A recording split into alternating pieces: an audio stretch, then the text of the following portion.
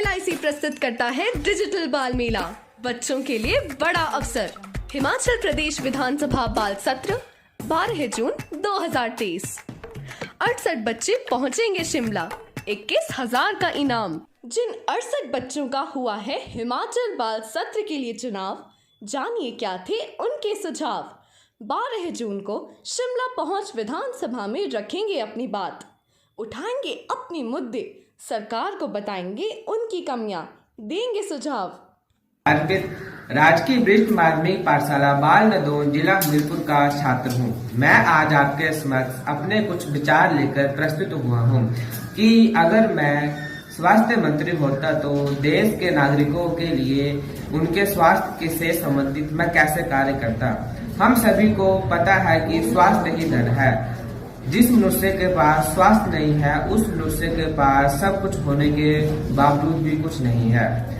खुशी आत्मा का स्वास्थ्य है और जहर चिंता उसका जहर है। यदि मैं स्वास्थ्य मंत्री होता तो मैं स्वास्थ्य से संबंधित हर उस कार्य को करता जिससे आम नागरिकों की मदद हो। यदि मैं स्वास्थ्य मंत्री होता तो अस्पतालों के उन सभी सुविधाओं को ठीक करवाता जिनकी वजह से मरीजों को कई सारी परेशानियों का सामना करना पड़ता। यदि मैं स्वास्थ्य मंत्री होता तो मैं उन सभी लोगों की मदद करता जो अपना इलाज कराने में सक्षम नहीं है और जो कई सारी जानलेवा बीमारियों से जूझ रहे हैं, मैं उनकी मदद करता। मेरा मकसद लोगों की बीमारियों के लिए कार्य करना होता और मैं हर हालत में इस कर्तव्य को अब ईमानदारी से निभाता। यदि मैं स्वास्थ्य मंत्री होता तो कोरोना काल में मैं बहुत कुछ ऐसा करता जो लोगों के लिए सही होता। मैं जगह जगह पर अस्पतालों की व्यवस्था करता, गांव में छोटे छोटे क्लिनिक खुलवाता जिससे लोगों को सुविधा हो। यदि मैं स्वास्थ्य मंत्री होता तो मैं उन सभी लोगों को, चाहे वो अमीर हो या गरीब हो, उन सभी को सस्ती, निकट और अच्छी चिकित्सा पूर्ण रूप से प्राप्त करवाता। यदि मैं स्वास्थ्य मंत्री होता तो मैं सरकार द्वारा किए गए उन सभी प्रयासों के बारे में लोगों को अवगत करवाता कि सरकार उनके मदद के लिए सदा तत्पर है। काश मैं स्वास्थ्य मंत्री होता, काश मैं स्वास्थ्य मंत्री होता। जहाँ गरीब का बच्चा शिक्षा से वंचित रहे, जहाँ गरीब का बच्चा शिक्षा से वंचित रहे और वही अमीर का बच्चा कॉन्वेंट में पढ़े और वही अमीर का बच्चा कॉन्वेंट में पढ़े। इसी खाई को मिटाने के लिए आज मैं शिक्षा मंत्री बनकर अपना सहयोग देना चाहती हूँ। नमस्कार, I am Anvi from Jawahar Navodaya Vidyalaya, Dungri, Hamirpur. The student of class 10 is going to present my views that if I would have been the education minister, then I would have ensured the foolproof recruitment of well-qualified teachers at all levels. I would also ensure that no school is without teaching faculty and well-developed level of infrastructure at school. I would also introduce the best teaching technology that can benefit teachers as well as students. Skill development-based learning.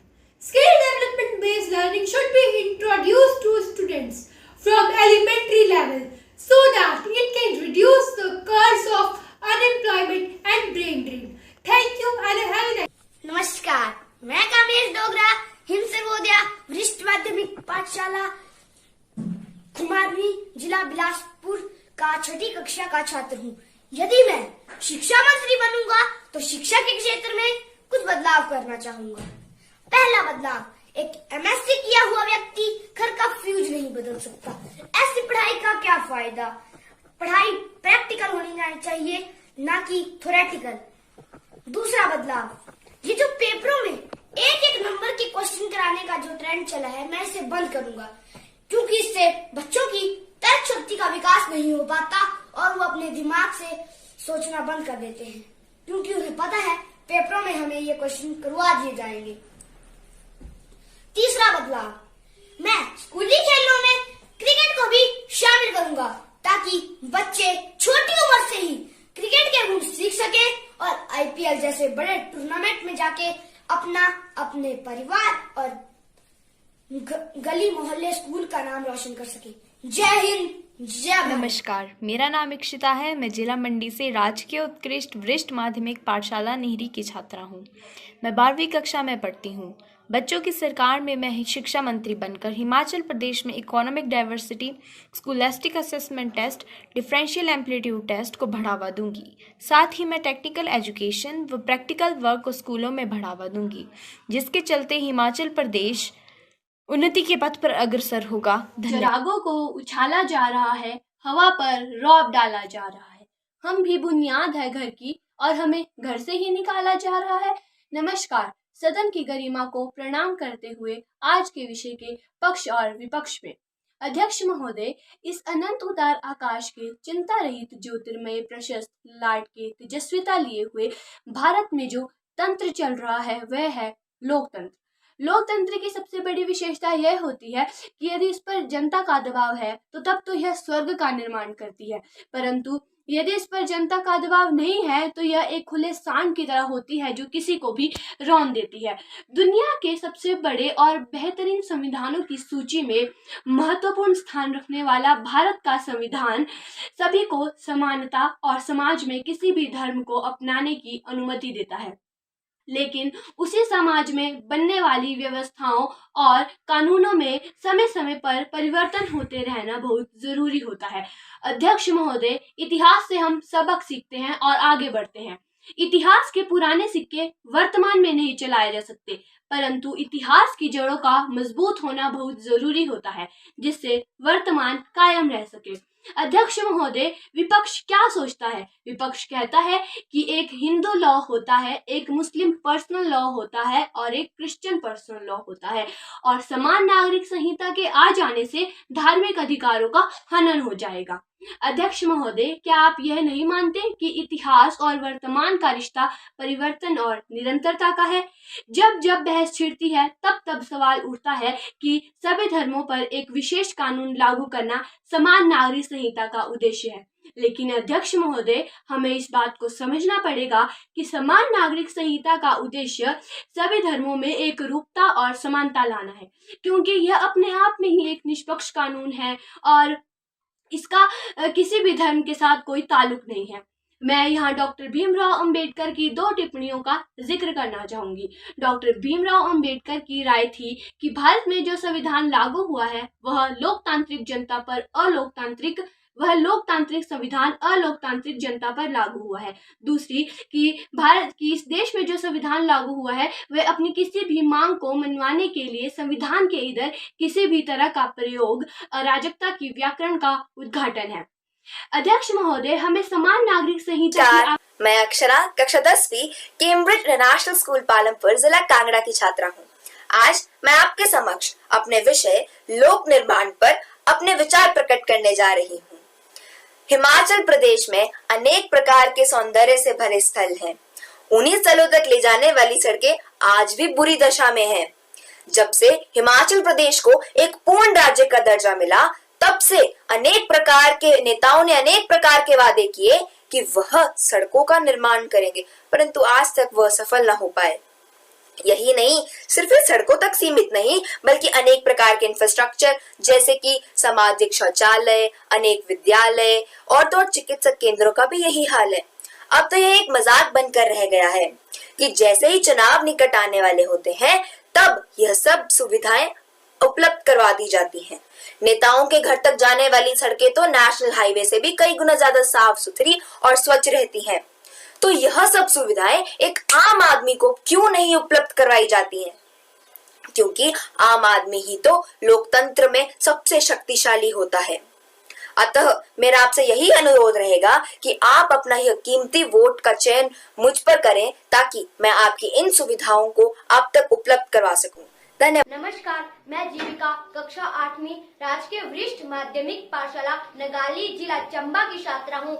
आज मैं आप सभी के सामने एक बाल विधायक के रूप में उपस्थित हुई हूँ। माननीय अध्यक्ष महोदय जी, मैं आपके माध्यम से सदन से ये पूछना चाहती हूँ कि सत्ता पक्ष हर उस बात को संसद में बढ़ा चढ़ाकर बोलते हैं, हर उन मुद्दों को उछालते हैं जो कि देश की गरीब जनता और बेरोजगार जनता से जुड़े ही नहीं है। या तो यूं कहे महोदय जी, हर सत्ता पक्ष के लोग देश के विकास से जुड़े महत्वपूर्ण मुद्दों पर बात ही नहीं करना चाहते। बेरोजगारी पर बात कौन करेगा बताइए महोदय जी? गरीबी पर बात कौन करेगा? बढ़ती महंगाई पर बात कौन करेगा? कोई बताएगा मुझे? महोदय जी, आप ही के एक मुख्यमंत्री एक वक्त कहा करते थे कि हमारे देश के प्रधानमंत्री महंगाई का म बोलने तक को तैयार नहीं है। अब आप ही बताइए महोदय जी, हमारे देश के प्रधानमंत्री क्यों बेरोजगारी का ब बोलने तक को तैयार नहीं है, गरीबी का ग बोलने तक को तैयार नहीं है? महोदय जी, मुझे तो ऐसा लगता है कि आपके कुछ लोगों को फिर से वर्णमाला सिखाए जाने की जरूरत है। महोदय जी, मैं इनसे पूछना चाहती हूँ कि एक गरीब कड़ी मेहनत करके अपने बच्चे को पढ़ाता है, वो अपना पेट काट करके उसकी फीसें जमा करता है और उसका बच्चा अच्छी शिक्षा प्राप्त कर लेने के बाद भी उसे रोजगार नहीं प्राप्त होता और सरकार की कुनीतियों का शिकार होते ही उसके हाथ लगते हैं तो सिर्फ और सिर्फ बेरोजगारी और बढ़ती महंगाई उस परिवार को दिन रात कांटे की तरह चुभती है, जो उस गरीब को ही नहीं अपितु पूरे देश को अपंग बना रही है। और सरकार कहती है कि देश तरक्की कर रहा है। कहाँ कर रहा है देश तरक्की महोदय जी? आप बताइए हमें, कहाँ देश तरक्की कर रहा है? कहाँ देश तरक्की कर रहा है? देश की सरकार की कुनीतियों के कारण आज देश को मिल रही है तो सिर्फ और सिर्फ बेरोजगारी, बढ़ती महंगाई और गरीबी। लेकिन सरकार तो मूक दर्शक से सब तमाशा देख रही है। महोदय जी, अब आप ही बताइए, अपना पेट काट करके पढ़ाने से भी बेरोजगारी ही नसीब होती है तो क्यों कोई व्यक्ति अपने बच्चे को पढ़ाएगा? महोदय जी, आप कुछ बोलने को तैयार क्यों नहीं है? मैं इसका उत्तर जानना चाहती हूँ। देश में जब हमारी सरकार बनेगी तो विपक्ष को इन सब मुद्दों पर बात करने की जरूरत ही नहीं पड़ेगी। हम खुद बेरोजगारी, बढ़ती महंगाई और गरीबी को दूर करेंगे और एक नए राष्ट्र का निर्माण करेंगे। मैं ईवा भारद्वाज, जिंदल विद्या मंदिर शोरटू, किन्नौर की कक्षा 12वीं की छात्रा हूँ। बच्चों की सरकार कैसी हो, इस विषय पर मैं अपने विचार व्यक्त करना चाहती हूँ। सरकार चाहे किसी की भी हो, उसका प्रथम उद्देश्य देश हित एवं जनता का विकास होना चाहिए। यह भली भांति विदित है कि गृह मंत्रालय एक अत्यंत महत्वपूर्ण मंत्रालय है। यदि मैं गृह मंत्री का पदभार संभालती हूँ तो मैं अपने हर कार्य को पूरी कर्तव्यनिष्ठा एवं दृढ़ इच्छा शक्ति से पूरा करूंगी। केंद्र राज्य एवं अंतर्राज्य संबंधों को विकसित करने के लिए मैं उनके बीच मौजूद हर समस्या को जल्द से जल्द प्राथमिकता देकर हल करूंगी। देश की आंतरिक सुरक्षा एवं सौहार्द को बनाए रखने के लिए मैं पुलिस बल को आधुनिक हथियारों एवं उपकरणों से लैस करवाऊंगी। उनके प्रशिक्षण का भी मैं पूरा ध्यान रखूंगी। मैं साइबर सेफ्टी से जुड़े कानूनों पर भी सुधार करना चाहती हूँ। साइबर सेफ्टी देश का एक अत्यंत संवेदनशील मुद्दा बन चुका है। यह पर केवल कागजों तक ही सीमित रह चुका है। देश में टीनेजर्स की बढ़ती आत्महत्याओं एवं उनके घटते आत्मविश्वास के पीछे कीबोर्ड वॉरियर्स का बहुत बड़ा हाथ है। मैं आपदा प्रबंधन से लेकर भी कई महत्वपूर्ण कदम उठाऊंगी। मैं देशवासियों के अपने ऊपर दिखाए गए भरोसे को व्यर्थ नहीं जाने दूंगी। नई क्षितिज रेखा पर लिख रहा कोई बच्चा, अ आ ई उ सवेरा। सवेरे के इंतजार में अनगिनत दिए बुझ गए, आशाओं से भरी आंखें पथरा गई जब शिक्षा के मंदिर अव्यवस्थित मिले। समस्त प्रदेश और देशवासियों को मेरा नमस्कार। मैं कामाख्या कौंडल देवभूमि कुल्लू के कैम्ब्रिज इंटरनेशनल स्कूल की 7वीं कक्षा की छात्रा बच्चों की सरकार में शिक्षा मंत्री के पद हेतु अपना दावा पेश कर रही हूँ। शिक्षा के स्तर की यदि बात की जाए तो हम विश्वविद्यालयों की रैंकिंग देखते हैं, नैक की ग्रेडिंग देखते हैं, लेकिन कुछ बुनियादी सच्चाइयों को हम नजरअंदाज कर जाते हैं। हर एक छाती में आत्मा अधीरा है, प्रत्येक पत्थर में चमकता हीरा है। उच्चतर शिक्षा में चमकते हीरो को तो सभी सराहते हैं, लेकिन तस्वीर का दुखद पहलू यह है कि प्राथमिक स्तर पर असंख्य हीरों में पड़ी धूल को झाड़ा भी नहीं जाता। मूलभूत साक्षरता और संख्यात्मकता अर्थात फाउंडेशनल लिटरेसी एंड न्यूमरेसी के पैमाने पर पिछड़ते बच्चे शिक्षा व्यवस्था की पूरी कलई खोल देते हैं। यदि मैं शिक्षा मंत्री बनूंगी तो प्राथमिक स्तर पर आमूल चूल परिवर्तन लाने की दिशा में विशेष प्रयास करूंगी। प्री प्राइमरी और प्राइमरी कक्षाओं में पाठ्यक्रम, अध्यापन कार्य और शिक्षकों के स्तर को ऊंचा उठाने की आवश्यकता है, क्योंकि ज्ञान की गंगा प्राथमिक पाठशालाओं की गंगोत्री से ही निकलती है। मुझे शिक्षा मंत्री चुने क्योंकि हम भी दरिया है, हमें अपना हुनर मालूम है। जिस तरफ चल पड़ेंगे रास्ता। नमस्कार महोदय, मैं दिव्यांशी शर्मा राजकीय कन्या वरिष्ठ माध्यमिक पाठशाला ज्वालामुखी की 8वीं कक्षा की छात्रा हूँ। मैं बड़े होकर पर्यटन मंत्री बनना चाहती हूँ। मैं प्राकृतिक एवं धार्मिक पर्यटन स्थलों में अनेक प्रकार की सुविधा उपलब्ध कराऊंगी, जिससे यात्री यहाँ आने लगेंगे, यानी कि पर्यटकों की संख्या यहाँ बढ़ने लगेगी। मैं हिमाचल प्रदेश के मंदिरों में सफाई की भी अच्छी व्यवस्था करवाऊंगी। मैं विश्व विख्यात अक्षरधाम की तर्ज पर हिमाचल प्रदेश के मंदिरों में प्रोजेक्ट लगाऊंगी। मैं वैष्णो देवी मंदिर की तर्ज पर मैं हर एक मंदिर में श्राइन बोर्ड की भी व्यवस्था कराऊंगी। मैं एक नया धार्मिक रूट बनाऊंगी ताकि हर एक छोटे से लेकर बड़े रूट का विकास हो। धन्यवाद। विधानसभा बाल सत्र के आदरणीय आयोजक एवं हिमाचल प्रदेश सरकार के माननीय मुख्यमंत्री जी, मैं रिंजी भगत कक्षा चौथी अरिहंत इंटरनेशनल स्कूल लाहन का छात्र आपके समक्ष अपने विचार रखने जा रहा हूँ। यदि मुझे भविष्य में मंत्री बनने का अवसर प्राप्त हुआ तो मैं लोकतंत्र की परिभाषा को सार्थक करने का प्रयास करूंगा।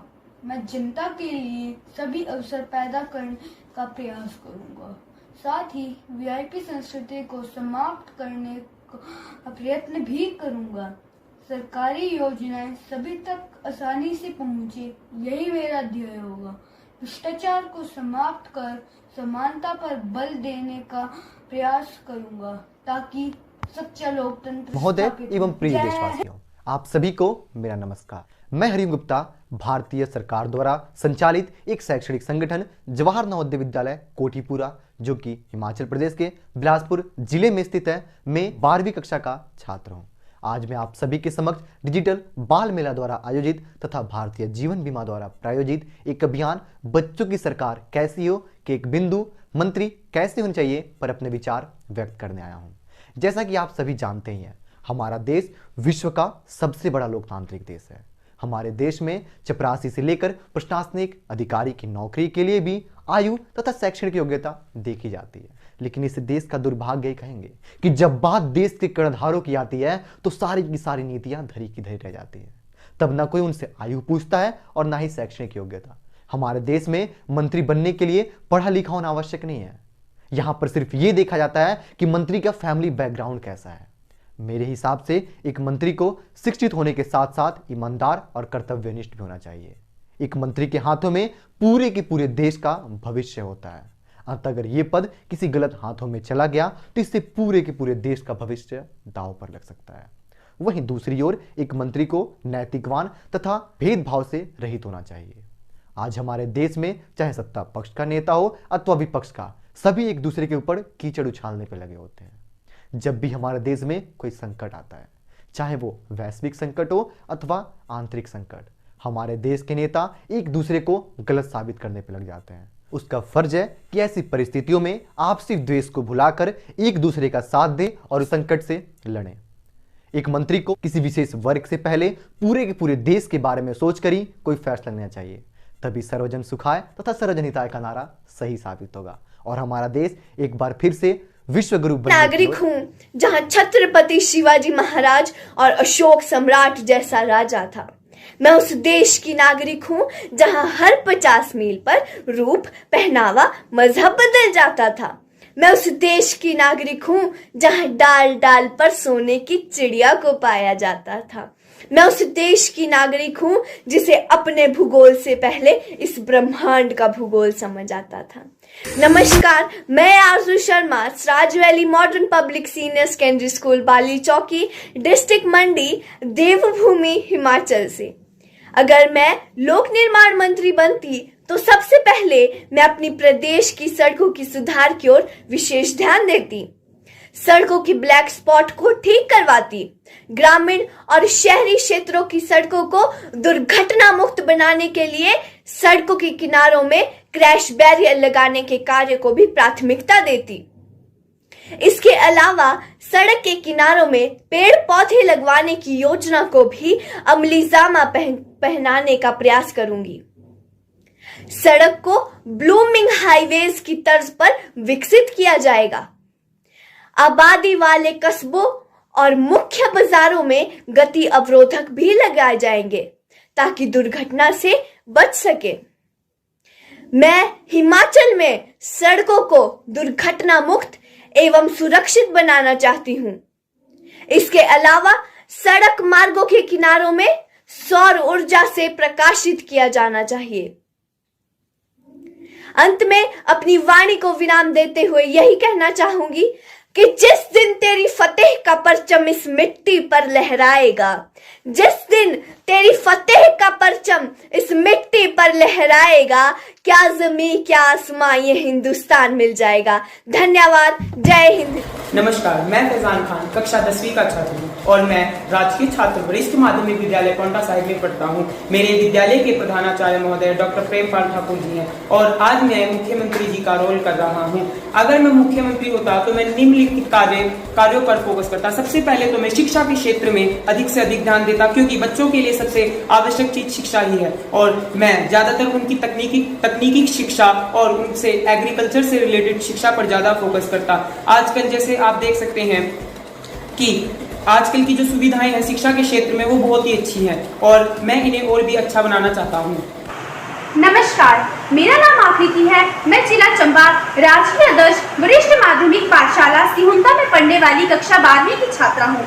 यदि मैं केंद्र में विपक्षी दल की सदस्य होती तो मैं केंद्र सरकार को यह बताना चाहती कि खाली व खोखली नीतियां बनाने से पर्यावरण में कोई सुधार नहीं होने वाला है। सरकार के मुताबिक पूरे भारतवर्ष में प्लास्टिक, थर्मोकोल आदि पूर्णतः बंद कर दिए गए हैं, लेकिन आज भी कई स्थानों पर इनका प्रयोग किया जा रहा है। नदी नाले, खेत खलिहान प्लास्टिक की बोतलों, रैपर आदि से भरे पड़े हैं, जिसके कारण किसानों को कृषि करने में अनेक प्रकार की समस्याओं का सामना करना पड़ रहा है। जगह जगह नदी नाले बंद पड़े हैं और आप प्लास्टिक पूर्णतः बंद होने की बात करते हैं। गर्मियों के मौसम में अक्सर आग लगने की समस्या बढ़ने लगती है, जिसके कारण लाखों की संख्या में कीट पतंगे, पशु पक्षी अपने जीवन से हाथ धो बैठते हैं।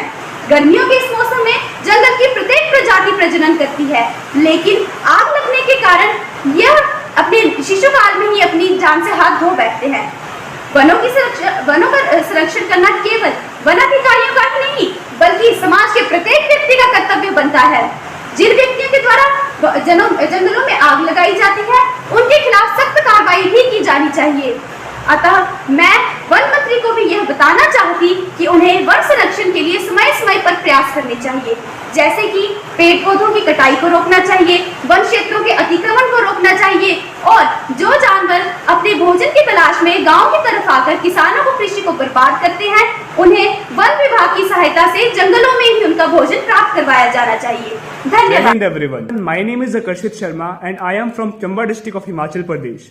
First of all, I would like to thank the Honorable Speaker of Himachal Pradesh Assembly for giving us this great opportunity to participate in Bal Satra, and I want to act as an opposition MLA. I would like to highlight some major problems faced by the peoples of backward areas in their day-to-day life, and I want to act like a bridge between a normal people and a government body. If we talk about education sector in the backward areas, so basically I want to take the example of my constituency.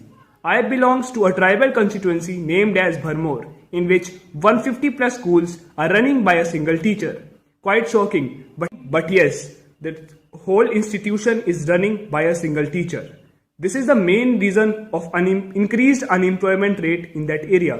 If the government will work on the basic necessity which are important in today's era, that are Sadak Swasthya Shiksha, then we will definitely going to overcome these problems, and it leads to the development of not only that particular area but also the state and the nation. By this video message, I would like to attract the attention of higher bodies towards these problems and request them that they will work on it. Thank you and have a nice day. जय हिंद, जय हिंद। माननीय महोदय जी, मैं glory public school Bilaspur की 9वीं कक्षा की छात्रा हूँ। मेरा नाम चारू प्रिया है।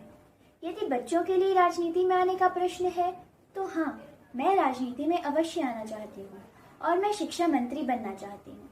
आज की शिक्षा नीति में जो भी खामियां मुझे नजर आ रही हैं, जिन्हें मैं अनुभव भी कर रही हूँ, उन सभी को दूर करने का प्रयास अवश्य करूंगी। शिक्षा मंत्री बनकर मैं शिक्षा के क्षेत्र में अनेक महत्वपूर्ण बदलाव लाना चाहती हूँ और शिक्षा के स्तर को निखारना चाहती हूँ। सबसे पहले तो मैं शिक्षा को रोजगार के साथ जोड़ूंगी। यदि किसी छात्र या छात्रा को स्कूल या कॉलेज करने के बाद भी रोजगार नहीं मिल पा रहा है तो मैं उसे रोजगार दिलाने का पूरा प्रयास करूंगी। दूसरी ओर अध्यापकों का सम्मान और वेतनमान बढ़ाकर उन्हें समाज में आकर्षक और प्रतिष्ठित बनाने का प्रयास करूंगी। मैं बच्चों को आत्मनिर्भर बनाने का पूरा प्रयास करूंगी और साथ ही उनके लिए संस्कार युक्त शिक्षा को भी अनिवार्य करूंगी। यदि बात बजट की जाए तो बजट में पढ़ाई के लिए ज्यादा फंड और अधिक से अधिक छात्रवृत्तियों का प्रावधान करना चाहूंगी। दूसरी ओर हमारे मंत्री उच्च शिक्षित व अनुभवी होने चाहिए, साथ ही उनके लिए आयु सीमा भी निर्धारित करनी चाहिए। मैं ऐसी नई योजनाएं बनाना चाहती हूँ जो सभी के हित में हो और उनसे सभी का कल्याण हो। आज के इस युग में यदि देखा जाए तो बच्चे बाहर जाकर यानी विदेश जाकर पढ़ना चाहते हैं। मैं उनके लिए एक ऐसी योजना बनाना चाहती हूँ कि उन्हें बाहर जाने के लिए ज्यादा पैसे ना खर्च करने पड़े, परंतु मैं यह भी चाहती हूँ कि हम उन्हें अपने भारत में ही इतनी सुविधाएं प्राप्त करवाएं कि उन्हें बाहर जाने की आवश्यकता ही ना हो। नमस्कार, मैं Akshara Thakur lotus international convent विद्यालय से 8वीं कक्षा की छात्रा हूँ। आज मैं बच्चों की सरकार कैसी हो विषय पर आप सभी के साथ चर्चा करने जा रही हूँ। यदि मैं शिक्षा मंत्री होती तो मैं क्या करती? शिक्षा मंत्री बनने से पहले मैं देश की एक अच्छी, काबिल और जिम्मेदार नागरिक बनती। एक विद्यार्थी होने के नाते जब मैं शिक्षा पद्धति की ओर नजर डालती हूँ तो बहुत बार खिन्न हो उठती हूँ, क्योंकि जो हश्र इस बार हमारी शिक्षा पद्धति का है वो किसी और का नहीं। यदि मैं शिक्षा मंत्री होने के साथ कुछ कार्य करवाती तो वह इस प्रकार होते। यदि मैं शिक्षा मंत्री होती तो मैं ज्यादा से ज्यादा भर्तियां कमीशन के आधार पर करती और सारी बैकडोर भर्तियां बंद करवा देती। यदि हमें हमारे भारत को एक विकसित और एक उज्जवल देश बनाना है तो हमें काबिल लोगों को शिक्षा पद्धति में आगे लाना होगा ताकि शिक्षा की गुणवत्ता को बढ़ाया जा सके। अगर इस बार के आंकड़ों में देखा जाए तो हमारा हिमाचल शिक्षा में पहले नंबर से सीधा 11वें नंबर पर आ चुका है। मैं इस चीज को सुधारना चाहती हूँ। मैं ज्यादा से ज्यादा आरक्षण आर्थिक आधार पर देती, न कि जाति के आधार पर। मैं सभी के लिए फॉर्म भरने की फीस एक समान रख देती। यदि मैं शिक्षा मंत्री होती तो मैं किताबी ज्ञान पर ज्यादा जोर ना देकर व्यवसायिक ज्ञान पर ज्यादा जोर देती। आज की चर्चा मैं यहीं पर समाप्त करना चाहती हूँ। धन्यवाद। नमस्कार, मेरा नाम आकर सिंह व्यास है। मैं राजकीय आदर्श वरिष्ठ माध्यमिक विद्यालय नारग, शिक्षा खंड नारग, जिला सिरमौर का छात्र हूँ। मैं वर्तमान में 11वीं कक्षा में पढ़ता हूँ और मेरी उम्र 15 वर्ष है। यदि कोई मुझसे पूछे कि आप शिक्षा मंत्री बनकर शैक्षिक क्रांति लाना चाहोगे तो मैं कहूँगा जी हाँ, बिल्कुल, क्योंकि शिक्षा ही एक ऐसा वज्र हथियार है जिसके द्वारा न केवल अज्ञानता रूपी राक्षस का नाश होता है बल्कि नए अवसरों का सृजन भी होता है। शिक्षा नई तकनीकी को जन्म देता है और तकनीक रोजगार की अपार संभावनाएं पैदा करती है। शिक्षा समाज को उनके अधिकारों के प्रति जागरूक करता है जिससे शोषण की समाप्ति होती है और समाज में समानता स्थापित होती है। इस प्रकार शिक्षा एक नए समाज का निर्माण करती है। यदि मैं शिक्षा मंत्री होता तो मैं यह सारे बदलाव अपने समाज, प्रदेश व देश में प्रत्यक्ष रूप से देखना चाहता, जिसके लिए मुझे प्रदेशवासियों के भरपूर सहयोग की कामना रहेगी। इसके लिए मैं अपना तन मन धन और अपना पूरा सहयोग जनहित को अर्पण करूंगा। अंत में मैं बस इतना ही कहना चाहता हूं कि शिक्षा के वज्र से बदलाव लाएंगे, शिक्षा के वज्र से बदलाव लाएंगे, उन्नत आत्मनिर्भर और शिक्षित बन जाएंगे। आओ मिलकर साथ दो मेरा मंजिल मेरी नेक है, आओ मिलकर साथ दो मेरा मंजिल मेरी नेक है, शिक्षा की क्रांति लाने को हम सब एक हैं, हम सब एक हैं। मेरा नाम जाह्नवी है। मैं government senior secondary model school Sundernagar जिला मंडी में पढ़ने वाली कक्षा 10वीं की छात्रा हूँ। आज मैं आप सभी के समक्ष अपने विचार रखने जा रही हूँ कि यदि मैं प्रदेश की मुख्यमंत्री होती तो प्रदेश में क्या क्या बदलाव लाना चाहती। पहले तो प्रदेश का मुख्यमंत्री होना बहुत ही बड़ी बात होती है। मैं उन सभी उम्मीदों को पूरा करती जो एक जनता अपने मुख्यमंत्री से रखती है। मैं यह सुनिश्चित करती कि सरकार द्वारा चलाई जाने वाली हर एक मुहिम का फ़ायदा वो हर एक व्यक्ति उठा सके जिसे उसकी ज़रूरत है। मैं यह सुनिश्चित करती कि प्रदेश में पढ़ने वाला हर एक बच्चा अच्छी व निःशुल्क शिक्षा प्राप्त कर सके और किसी भी बच्चे से बाल मजदूरी ना करवाई जाए। मैं यह सुनिश्चित करती कि किसानों को उनकी फसलों की उचित मूल्य प्राप्त हो और कोई भी बेरोजगार न रहे, मैं इसका भी ख्याल रखती। जिन क्षेत्रों में अच्छी स्वास्थ्य सुविधाएं नहीं हैं वहां अच्छे अस्पताल बनाती और जात पात के आधार पर नहीं बल्कि आर्थिक आधार पर नई नई योजनाएं लाती। धन्यवाद। इस देश में अमीरों का इलाज विदेशों में हो और गरीब बीमारी से डरे और यदि बीमारी हो तो सड़ के मरे। इसी अभिशाप को खत्म करने के लिए मैं स्वास्थ्य मंत्री बनकर अपना योगदान देना चाहती हूँ। नमस्कार, मैं आस्था कक्षा 9वीं हिमकादनी पब्लिक स्कूल की छात्रा हूँ। स्वास्थ्य मंत्री रहने के रूप में मेरी पहली प्राथमिकता यह है कि ग्रामीण व दूर दराज के क्षेत्रों में अच्छी स्वास्थ्य सुविधाएं उपलब्ध हों। एक नीति बनाई जाएगी जिसके तहत झोल छाप वाले डॉक्टर जो गरीब जनता को लूट रहे हैं उनका अनैतिक व्यापार बंद करवाया जाएगा। प्रदेश के प्रत्येक जिले में एक सुपर स्पेशलिटी हॉस्पिटल का निर्माण करवाना चाहूंगी जिसमें अंतर्राष्ट्रीय स्तर की सुविधाएं प्राप्त होंगी, जिसके लिए वर्तमान में प्राथमिकता 6.5% को बढ़ाकर 9.5 की जाएंगी। स्वास्थ्य मंत्री होने के नाते मैं अपनी जनता से यह वादा करती हूँ कि जिस अस्पताल में मेरे परिवार का इलाज हो रहा है उसी अस्पताल में एक गरीब का भी हो। धन्यवाद। राजकीय वरिष्ठ माध्यमिक पाठशाला मैरमसीद का 8वीं कक्षा का छात्र हूँ। अगर मैं स्वास्थ्य मंत्री होता तो प्रत्येक गांव या कस्बे में चिकित्सा की सुविधाएं प्रदान करवाता तथा चिकित्सालयों का निर्माण भी करवाता। मैं बगैर जाति भेदभाव के बिना गरीब लोगों का मुफ्त में इलाज करवाता। धन्यवाद। नमस्कार, मेरा नाम कामना शर्मा है। मैं केंद्रीय विद्यालय रिकांगपिओ की 12वीं कक्षा की छात्रा हूँ। मेरी राजनीति में बहुत रुचि है और अगर कभी मुझे राजनीति में आने का मौका मिले तो जो फर्स्ट रिस्पॉन्सिबिलिटी जिस डिपार्टमेंट की मैं लेना चाहूँगी वो होगा education department. Because we all know the foundation of a state और a country is the education of its youth. मैं भारत के हर बच्चे को क्वालिटी एजुकेशन प्रोवाइड करवाऊँगी। उसके बाद मैं भारत के हर स्कूल को उसके इंफ्रास्ट्रक्चर को और बेटर करवाऊँगी। और एक समस्या जो कि है outdated syllabus, because education system should always be a evolving process by itself. और एक सबसे बड़ी समस्या है वो है लैक ऑफ स्किल्स। भारत के बच्चों को उनके ग्रेड्स पर उनके मार्क्स पर ज़्यादा प्रेशराइज करते हैं लेकिन उनके बीच कहीं ना कहीं उनकी स्किल्स डेवलप नहीं हो पाती। इसलिए स्कूल्स में वोकेशनल कोर्सेज ऐड होने चाहिए जो कोर्सेज उन्हें उनकी लाइफ में हेल्प कर सकें, वो अपनी लाइफ रिलेटेड प्रॉब्लम सॉल्व कर सकें, उनकी रियल लाइफ एप्लीकेशंस आ सके, लाइफ में यूज़ हो सकें। इसलिए वोकेशनल कोर्सेज तो होने ही चाहिए हर स्कूल में। और इंडिया का जो एजुकेशन सिस्टम है उसमें चॉइस बेस्ड क्रेडिट सिस्टम होना चाहिए। हर बच्चा अपने इंटरेस्ट के हिसाब से अपने सब्जेक्ट चुन सके और बाद में उन्हें परस्यू कर सकें। और मैं अंत में मैं यही कहना चाहूँगी कि एजुकेशन हब था एशियन टाइम में इंडिया, मैं उसे दोबारा एजुकेशन हब, इंडिया को दोबारा एजुकेशन हब बनाना चाहती हूँ। और हमारे विश्वविद्यालय जैसे नालंदा हो या तक्षशिला, उनका इतिहास मैं भारत को लौटाना चाहती हूँ। और मैंने देखा है कि हम बहुत ज़्यादा कॉपी कर रहे हैं अदर कंट्रीज़ को, उनकी एजुकेशन पॉलिसियाँ अपना रहे हैं। ठीक है, हम उनसे उनकी एजुकेशन पॉलिसी से आइडिया ले सकते हैं लेकिन उन्हें कम्प्लीटली फॉलो नहीं करना है क्योंकि भारत की एक अपनी इंडिविजुअलिटी है क्या हम भूल गए कि एशियन टाइम्स में ये इंडिया, यही भारत एजुकेशन हब हुआ करता था।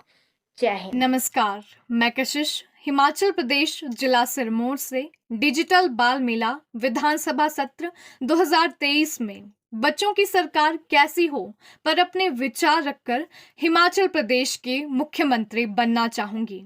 यदि मुझे हिमाचल प्रदेश के मुख्यमंत्री पद का कार्यभार मिलता है तो मैं अपने पूरे कार्यकाल को पूरी ईमानदारी और पूरी कर्मनिष्ठा से निभाने का अवश्य प्रयास करूंगी।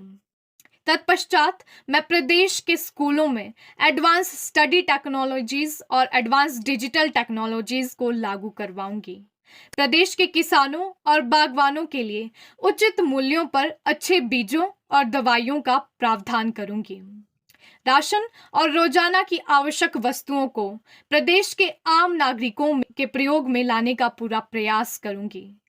हिमाचल प्रदेश के पहाड़ी क्षेत्रों में सड़कों के निर्माण की अच्छे से जांच पड़ताल करूंगी ताकि भविष्य में भूस्खलन या किसी भी तरह की प्राकृतिक आपदा के खतरे से निपटा जा सके। हिमाचल प्रदेश के ग्रामीण क्षेत्रों में अधिक से अधिक चिकित्सालय खोलूंगी। युवाओं में नशे की ओर बढ़ती अग्रसरता को देखते हुए उनके लिए खेल, शिक्षा, पर्यटन इत्यादि पर उनको अपने आइडियाज इनोवेशन को स्टार्टअप करने के लिए सहयोग राशि अदा करूंगी। प्रदेश के बेसहारा अनाथों और गरीबों के लिए हर पल हाजिर रहूंगी। हिमाचल प्रदेश के विद्यालयों और महाविद्यालयों में योग्यता अनुसार शिक्षकों की भर्ती करूंगी। हिमाचल प्रदेश की अनोखी भाषा, संस्कृति और सभ्यता को दुनिया और देश से रूबरू कराने के अथक प्रयास करूंगी। मुझे पूर्ण विश्वास है कि मैं हिमाचल प्रदेश की जनता और अपने प्रदेश के उज्जवल भविष्य के लिए लगातार प्रयासरत रहूंगी। धन्यवाद। जय हिंद, जय जन्म मिला भारत। तेरे आंचल में, ए हिमाचल तेरा शुक्रिया, शुक्रिया तेरा पावन भूमि, तूने इस देव भूमि पर जन्म दिया। मैं सभी हिमाचल वासियों को प्रणाम करते हुए ये कहना चाहता हूँ कि हिमाचल प्रदेश के बुनियादी ढांचे पर हर कोई प्रहार कर रहा है और यहाँ हर गली मोहल्ले पर शिक्षा का व्यापार हो रहा है। It's Krishna from ANS GSS बड़ेड़ा राजपूता। मैं कक्षा 11वीं का छात्र हूँ। If I am an education minister, I can see 3 aspects to improve education system in Himachal Pradesh. The first aspect is skill-based learning. The schools of Himachal Pradesh should be allowed to provide skill-based learning. It can be done by recognizing the areas of interest in any student. And the second aspect is focus on rural education. The Mahatma Gandhi said that the future of India lies in its village. If the village perish, the future of India will perish too. So it is important to focus on the rural education. And the last aspect is free basic computer classes. The reason that I suggest this topic is very straightforward. The education is totally incomplete without having the basic computer knowledge in it. At last, I would like to conclude by saying, संभव है सब कुछ, संभव है सब कुछ, असंभव कुछ नहीं, कर हौसला बुलंद, दूर कुछ भी नहीं। धन्यवाद। जय हिंद, जय भारत, जय हिमाचल। सरकार द्वारा आयोजित बाल विधानसभा सत्र में अपने आप को चीफ मिनिस्टर के रूप में रिप्रेजेंट करता हूं। मेरी पहली मुख्यमंत्री पद पर यह प्राथमिकता रहेगी कि मैं हर बेरोजगार परिवार से एक आदमी को रोजगार उपलब्ध करवाऊं। अगर हर परिवार में किसी एक व्यक्ति को रोजगार मिला हो तो वह व्यक्ति अपने समाज में फैली विभिन्न प्रकार की समस्याओं का निपटारा करेगा, क्योंकि जितनी भी प्रकार की समस्या है वह रोजगार न मिलने से है। यदि परिवार आर्थिक तौर पर मजबूत है तो उस परिवार के हर एक सदस्यों को गुणवत्तापूर्ण शिक्षा मिलती है। यदि व्यक्ति शिक्षित है तो वह स्वास्थ्य के प्रति जागरूक रहता है, समाज में अच्छे बुरे की पहचान रखता है, वह समाज में फैली कुरीतियों का निपटारा करने में सहयोग देता है। जब मेरे प्रदेश का हर एक बच्चा, हर एक महिला, हर एक नौजवान खुश रहेगा तो स्वतः ही मेरा प्रदेश भारतवर्ष के अग्रणी विकसित राज्यों में सबसे आगे रहेगा। तभी मेरा मुख्यमंत्री होना सफल माना जाएगा। और मुख्यमंत्री के रूप में गरीब बच्चों को मुफ्त में शिक्षा दिलवाना चाहता हूं और स्वास्थ्य संबंधी सेवाओं में कुछ ऐसे परिवर्तन लाना चाहता हूं जिससे स्वास्थ्य संबंधी सेवाएं सभी को समान रूप से प्राप्त हो। जितने भी बुजुर्ग वर्ग के लोग हैं उनका घर द्वार पर ही इलाज करवाना चाहता हूं और मैं सड़कों की दशा को सुधारने का प्रयास भी करूंगा। धन्यवाद। First of all, I wish all are good and doing well in their own life. Ladies and gentlemen, by starting with my introduction, myself Aditya Katriyal, studying in class 12th in Government Senior Secondary School, Jambal. Today I am going to make a discussion on topic बच्चों की सरकार कैसी हो. So, if I were Defense Minister of our nation, then there are a lot of things that I personally think they must need some progress or development on them in suitable rate. If I were Defense Minister of our nation, then I will focus to do well in the field of our military and in all perspectives which comes in my under. If I were Defense Minister of our India, then I must concentrate on all the ideas that helps in our development of our nation's military power. Since as per numbers, our nation have 14 lakh active and 10 to 12 lakh reserve personals. And in current, our nation invested 55 lakh crore rupees for our military. So, by all this hard labor, why we are in 4th rank in the list of military power of defense nation? So, there are a lot of reasons that's why we are in 4th rank. But the most prior reason that's why we are in 4th rank is we must have to modernize our military weapons and equipment. If I were Defense Minister of a nation, then I will focus to do all the work, all the necessary things which helps in the development and advancement of our weaponries. So that's the thing which I personally think I will do if I were Defense Minister. So at last, thank you to all of you. मैं व्योम सिंह राजकीय वरिष्ठ माध्यमिक पाठशाला दसलेरा कक्षा 8वीं तहसील झंडुट्टा जिला बिलासपुर और हिमाचल प्रदेश का छात्र हूँ। अगर मैं हिमाचल प्रदेश का मुख्यमंत्री होता तो क्या करता? सबसे पहले फ्री में रियोड़ियां बांटने वाले कल्चर को बंद करता। इससे लोग निकम्मे होते जा रहे हैं। वे खेतीबाड़ी, तिहाड़ी, मजदूरी आदि सब कुछ छोड़कर अपने आप को गरीब प्रूफ करने में लगे हुए हैं ताकि सब कुछ फ्री में मिलता रहे। लोगों को योग्यता अनुसार रोजगार उपलब्ध करवाए जाएंगे जिससे वे मुफ्त का न खाकर मेहनत की रोटी खाएं। इंडस्ट्री, टूरिज्म, स्वरोजगार और खेतीबाड़ी आदि को बढ़ावा देकर सख्ती से प्रदेश की इनकम को बढ़ाया जाएगा। शिक्षा के क्षेत्र में प्राइमरी विंग को सबसे मजबूत किया जाएगा। 5 क्लास और 1 टीचर के कंसेप्ट को खत्म किया जाएगा। स्कूल चाहे कम हो पर अध्यापक पूरे होंगे। पीडब्ल्यूडी विभाग के क्षेत्र में भ्रष्टाचारी और ठेकेदारी के गुलामी से मुक्त किया जाएगा।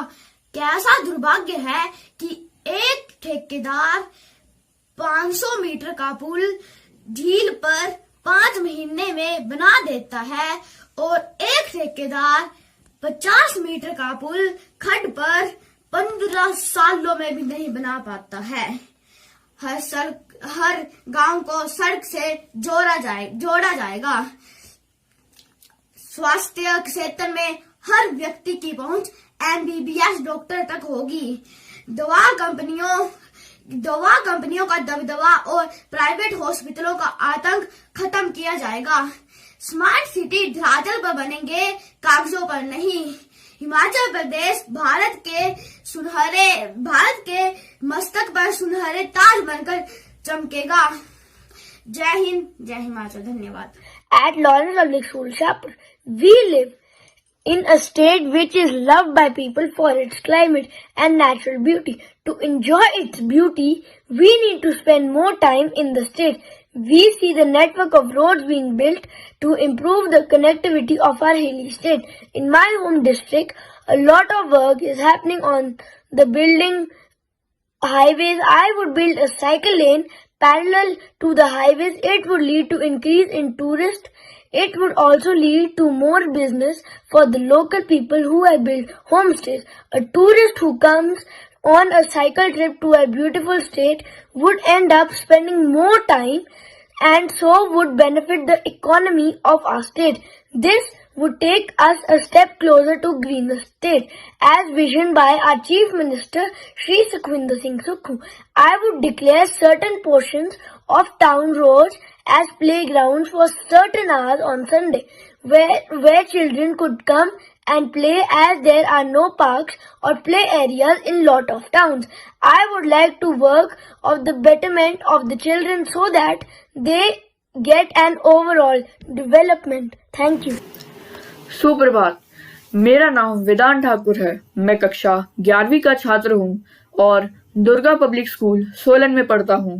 मैं बड़े होकर एक नेता बनना चाहता हूँ और धीरे धीरे जो मेरा हिमाचल प्रदेश का मुख्यमंत्री बनने का सपना है उसे साकार करके प्रदेश की सेवा करना चाहता हूँ। अगर बात करें मैं मुख्यमंत्री बनकर क्या क्या करूँगा, तो सबसे पहले मैं हिमाचल की सड़कों को सुधारना चाहता हूँ। मैं चाहता हूँ कि हमारी हिमाचल की सड़कें अमेरिका की सड़कों से बेहतर हो, जिससे सड़कों के अलावा हमारे टूरिज्म सेक्टर पे भी बहुत प्रभाव पड़ेगा। अगला काम जो मैं करना चाहता हूँ कि हमारे राज्य से भ्रष्टाचार पूरी तरह से खत्म हो, और चाहे कोई कितना ही बड़ा नेता या उद्योगपति क्यों ना हो, सब कानून के सामने एक बराबर होने चाहिए। आजकल कोई भी बड़ा आदमी कोई भी अपराध करके खुलेआम अपनी पहुंच के कारण घूम रहा है। मैं चाहता हूं कि ये सब कुछ खत्म हो जाए। एक और काम जो मैं करना चाहता हूं वह यह है कि जो लोग सड़कों पर भीख मांगकर अपना घर चलाते हैं, या फिर जिन लोगों को 3 वक्त की रोटी और रहने के लिए छत भी नसीब में नहीं है, उन्हें सरकार रहने के लिए छत और खाना देगी, और जो लोग काम कर सकते हैं उन्हें सरकार रोजगार भी देगी, और उन लोगों के बच्चों के लिए मुफ्त शिक्षा भी प्राप्त कराएगी। और आखिर में मैं हमारे शिक्षा विभाग का विकास चाहता हूँ। हमारे राज्य के सरकारी विद्यालयों को इतना आधुनिक और विकसित करना चाहता हूँ कि जो हम लोगों के दिमाग में सरकारी विद्यालयों के लिए एक घटिया सोच बनी हुई है वह खत्म हो जाए, और कोई भी माता पिता अपने बच्चों को विद्यालय भेजने के लिए प्राइवेट से पहले सरकारी को चुने। धन्यवाद। आपका दिन शुभ रहे। नमस्कार, मेरा नाम तुषार आनंद है और देवभूमि हिमाचल प्रदेश के जिला सोलन में स्थित Saint Mary's convent school Kasauli का मैं छात्र हूँ। मैं कक्षा 12वीं में पढ़ता हूँ और स्कूल कैप्टन भी हूँ। भारत की राजनीति में मेरी रुचि काफ़ी ज़्यादा है और मेरा लक्ष्य लोकतांत्रिक गणराज्य भारत का प्रधानमंत्री बनने का है। देश का प्रधानमंत्री बनकर मेरी प्राथमिकता होगी शिक्षा के क्षेत्र में क्रांति लाना। मेरा यह मानना है कि शिक्षा एक समृद्ध समाज का आधार होती है। मैं चाहूँगा कि मेरे देश का प्रत्येक नागरिक शिक्षित हो और देश का साक्षरता दर 100% हो। मैं अच्छे स्कूल और अच्छे कॉलेज बनाऊंगा और एक ऐसी शिक्षा नीति लाऊंगा जिसके तहत बच्चे अपने विद्यालय के अंदर समाज सेवा और देश प्रेम के बारे में भी जान पाएंगे और पढ़ पाएंगे। देश को विश्व की सबसे बड़ी अर्थव्यवस्था बनाना सदैव ही मेरा लक्ष्य है और मैं अपने ऊपर इतना भरोसा रखता हूँ कि मैं देश को विश्व की सबसे बड़ी अर्थव्यवस्था बनाने में सफल हो जाऊँगा। एक बेहतर विदेश नीति लाना। मैं एक बेहतर विदेश नीति का निर्माण करूँगा जिससे भारत के संबंध दूसरे देशों के साथ भी अच्छे होंगे और देश के अंदर शांति और स्थिरता भी बनी रहेगी। देश के प्रधान सेवक के रूप में मैं अपनी जनता को रोजगार के नए अवसर देने पर अपना ध्यान केंद्रित करूँगा। मेरी सरकार देश के अंदर अच्छी स्वास्थ्य व्यवस्था बनाने का प्रयत्न करेगी। अच्छे अस्पताल और अच्छे मेडिकल कॉलेजेस खोले जाएंगे और देश की जनता को सस्ती एवं सुलभ स्वास्थ्य सुविधाओं का लाभ मिलेगा। भ्रष्टाचार भ्रष्टाचार इस देश के लिए हमेशा से ही एक बड़ी समस्या रही है। मेरी सरकार भ्रष्टाचार मुक्त और पारदर्शी शासन लाने के ऊपर काम करेगी। एक स्वतंत्र भ्रष्टाचार विरोधी एजेंसी का निर्माण करके भ्रष्टाचार को जड़ से खत्म किया जाएगा। इसके अलावा देश की अखंडता एवं संप्रभुता को अक्षुण्ण रखने के लिए जो कुछ कड़े से कड़े कदम मुझे और मेरी सरकार को उठाने पड़ेंगे वो उठाए जाएंगे। थैंक यू, नमस्ते, जय हिंद। मैं तन्वी शर्मा सरस्वती विद्या निकेतन उच्च विद्यालय की 10वीं कक्षा की छात्रा हूँ। अगर मैं गृह मंत्री होती तो कानून व्यवस्था के ऊपर विशेष ध्यान देती और ट्रैफिक हवलदार का भी प्रबंध करवाती ताकि रोजाना होने वाले हादसों में थोड़ा रुकाव हो सके। धन्यवाद। मैं Tamesh Kumar, district Mandi from Siraj government model senior secondary school Janjehli का छात्र। डिजिटल बाल मेला विधानसभा सत्र 2023 बच्चों की सरकार कैसी होगी, इस पर अपने विचार रखकर सत्ता से सवाल पूछना चाहूंगा। सत्ता अगर सर्वत्र हिमाचल प्रदेश के सर्वत्र विकास के लिए कुछ ऐसी नीतियों, कुछ ऐसी योजनाओं को लागू करे जिससे हिमाचल प्रदेश का सर्वत्र विकास हो सके और हिमाचल प्रदेश जो है एक विकसित प्रदेश बन जाए, जिसके लिए मैं विपक्ष में भी सत्ता का संपूर्ण सहयोग देना चाहूंगा। इसके पश्चात सत्ता की कुछ गलत नीतियों, कुछ गलत योजनाओं का मैं विपक्ष में कड़ा विरोध करना चाहूंगा और सत्ता की हर एक बात, हर एक चीजों पर, हर एक योजनाओं पर नजर रखूंगा। धन्यवाद। उछाला जा रहा है, हवा पर रोब डाला जा रहा है, हम एक बुनियाद है घर की और हमें ही घर से निकाला जा रहा है। नमस्कार, सदन की गरिमा को प्रणाम करते हुए आज के विषय के पुरजोर पक्ष में माननीय अध्यक्ष महोदय, इस अनंत आकाश के चिंता रहित ज्योतिर्मय प्रशस्त ललाट की तेजस्विता लिए हुए भारत देश में जो तंत्र चल रहा है वो है लोकतंत्र। और इस लोकतंत्र की सबसे बड़ी विशेषता यह है कि अगर इस पर जनता का दबाव है तब तो यह स्वर्ग का निर्माण करता है, और अगर इस पर जनता का दबाव नहीं है तो यह एक खुले हुए सांड की तरह है जो किसी को भी रौंद सकता है। हम इतिहास से सीख लेते हैं और आगे की ओर बढ़ते हैं। अतीत के सिक्के वर्तमान में नहीं चलाए जा सकते, लेकिन इतिहास की कड़ियों का मजबूत होना बहुत जरूरी है जिससे कि हमारा वर्तमान कायम रह सके। अध्यक्ष महोदय, अगर हम बारीकी से अध्ययन करेंगे तो एक चीज का पता चलता है कि समय के चक्कर के साथ साथ अगर कोई चीज न के बराबर बदली है तो वो है महिलाओं की स्थिति। बचपन से लेकर जवानी तक हर एक किए जाने वाले मजाक में विवाह की गूंज शामिल होती है। अगर आपके घर की बहू छत पर घूम रही है तो सीधी सी बात है आपके घर का मान सम्मान छत पर घूम रहा है। अगर आपके घर की बेटी घर के बाहर किसी से बात कर रही है तो सीधी सी बात है कि आपके घर का मान सम्मान घर के बाहर बात कर रहा है। लेकिन जब वही स्त्री घर पर प्रताड़ित होती है तब आपको इस मान सम्मान की फिक्र नहीं होती। जब यही चलता फिरता मान सम्मान बराबरी की बात करता है, जब यही चलता फिरता मान सम्मान न्याय की अदालतों में आंचल फैलाए न्याय की मांग करता है, तब आप न्याय देने की बजाय अपने पैरों को पीछे की ओर क्यों खींच लेते हैं? धन्यवाद। नमस्कार, मैं सुमित शर्मा मंडी जिला के राजकीय वरिष्ठ माध्यमिक पाठशाला खेल की कक्षा जमा 2 का छात्र हूँ। अगर मैं मुख्यमंत्री होता तो मैं सर्वप्रथम प्रदेश की शिक्षा प्रणाली में कुछ बदलाव लाता। जैसे प्रदेश के प्रत्येक विद्यालयों में स्थानीय भाषाओं की शिक्षा देना मैं अनिवार्य बना देता। विद्यालयों में हमारी संस्कृति को बचाए रखने के लिए अनेक कार्यक्रम आयोजित करवाता। बच्चों के लिए विद्यालयों में ऐसे कार्यक्रम आयोजित करवाता जिससे वे अपने मानसिक दबाव को दूर कर सके। दूसरा, प्रदेश के हर कोनों में, हर गांव में सड़कों को पहुंचाने का हर संभव प्रयास करवाता तथा उन सड़कों को पक्का करवाकर उनका अच्छी तरह से रखरखाव करवाता। प्रदेश के युवाओं को रोजगार देने का हर संभव प्रयास करवाता। महंगाई को दूर करने के लिए अनेक महत्वपूर्ण कदम उठाता। लोगों के लिए ऐसी सेवाएं प्रदान करवाता जिससे उन्हें अस्पतालों में अपना इलाज करवाने के लिए किसी आर्थिक दबाव का सामना ना करना पड़े। योग्य और ईमानदार व्यक्तियों को प्रदेश के सरकारी पदों पर नियुक्त करवाता। प्रदेश की स्वच्छता के लिए अनेक सफाई अभियान चलवाता। रिश्वत देने और लेने वालों को कड़ी सजा देने का प्रावधान करवाता। प्रदेश की न्याय व्यवस्था को और उचित बनाता। प्रदेश के प्रत्येक विद्यालयों में सभी विषयों के शिक्षकों के स्थान बढ़ता तथा जिन विद्यालयों में बच्चों की संख्या कम है उन विद्यालयों को बंद करवाता और उन बच्चों को पास के किसी अन्य सरकारी विद्यालयों में जहां बच्चों की संख्या ठीक ठाक है उनमें प्रवेश दिलवाता। धन्यवाद। जय हिंद, जय हिमाचल। नमस्कार, मैं सृष्टि रानी, मैं बिहार मोतिहारी से हूँ। मैं आज आपको बताने जा रही हूँ कि हमारी सरकार कैसी हो, यानी कि बच्चों की सरकार कैसी होनी चाहिए। आजकल सभी माँ बाप अपने बच्चों की पढ़ाई पर पूर्ण रूप से ध्यान देते हैं, इसलिए वे लोग अपने बच्चों को अच्छे से अच्छे स्कूलों में पढ़ाना चाहते हैं।